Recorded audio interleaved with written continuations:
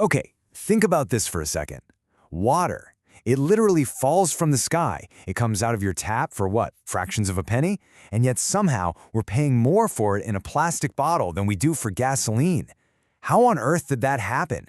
How did the most common thing on the planet become a $300 billion business? Yeah, let's get into it. So you gotta understand, this didn't just happen by accident. Nope.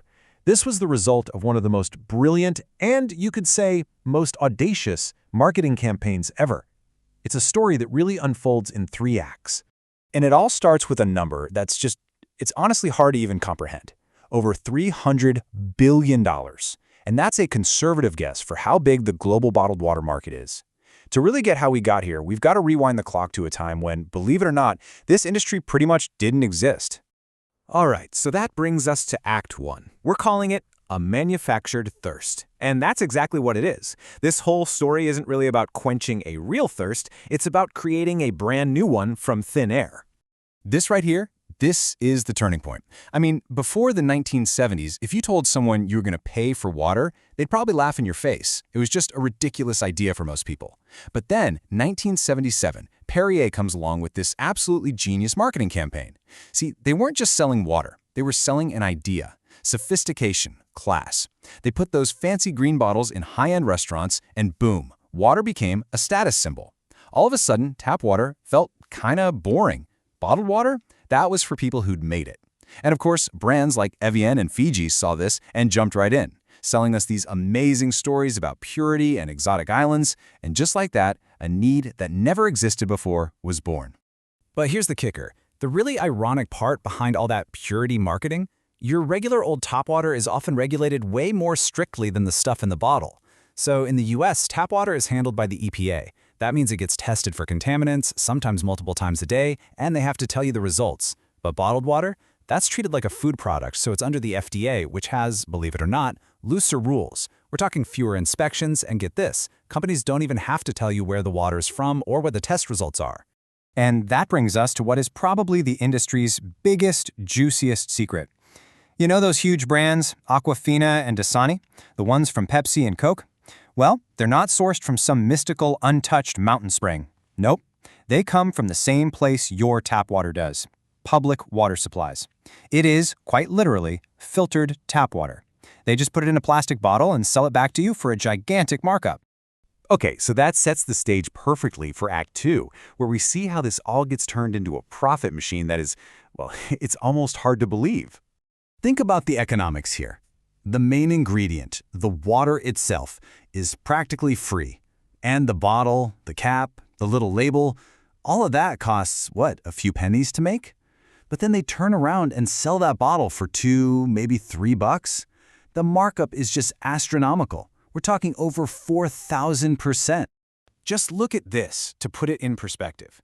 You know, we all think of things like soda or beer as having these massive profit margins, right? Well, they don't even come close. A 50 or 60% margin on a soft drink seems like a lot until you put it next to the insane markup on water.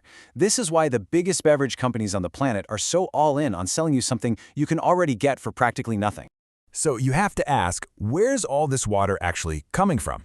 And that question, well, it leads us to some of the industry's most heated controversies.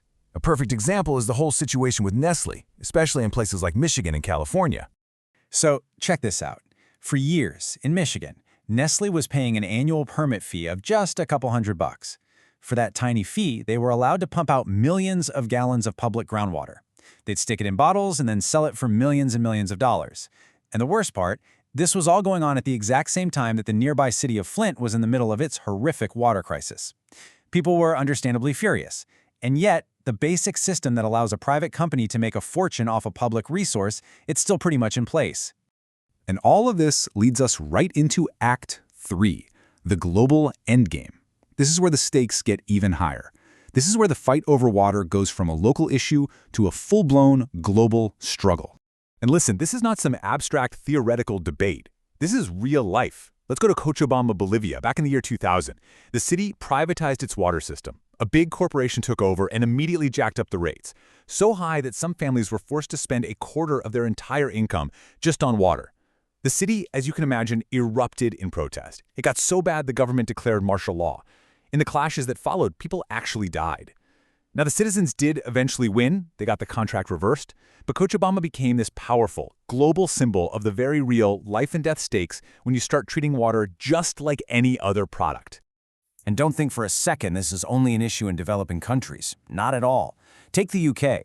They privatized their water systems way back in 1989. And what's happened since? Well, the private companies have paid out billions and billions to their shareholders, all while piling up massive debt and completely failing to invest in the basic infrastructure. The result? It's pretty grim. In just one recent year, there were over 300,000 instances of raw sewage being dumped into England's rivers. It's a huge, flashing warning sign of what can happen when you let an essential public service be run purely for profit. And now this whole idea of water as a commodity has reached its logical and maybe most frightening conclusion: Wall Street. So in December of 2020, something happened for the first time in history. Water started being traded on the stock market, just like gold or oil or corn. They're called water futures contracts. And what they do is allow investors to bet on what the future price of water rights will be in a place like California, which is often in a drought. The people who support this say it's a good tool for, say, farmers to manage their financial risk. But the critics, they see this as an incredibly dangerous road to go down.